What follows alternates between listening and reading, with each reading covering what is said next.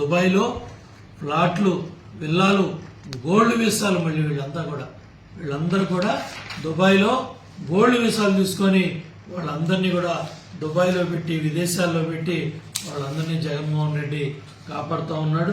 కాబట్టి ఈ వాస్తవాలన్నీ కూడా బయటికి రావాలి. మొత్తం ఇమీడియట్గా ట్రయల్ జరగాలి.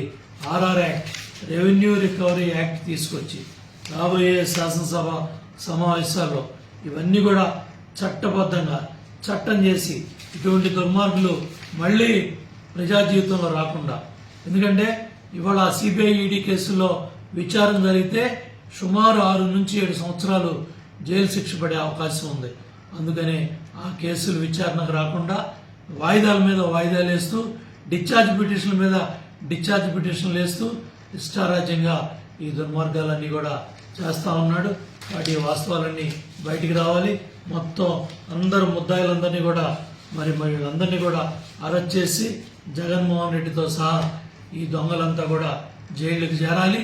కేసులు త్వరితగతంగా ట్రయల్ జరగాలి.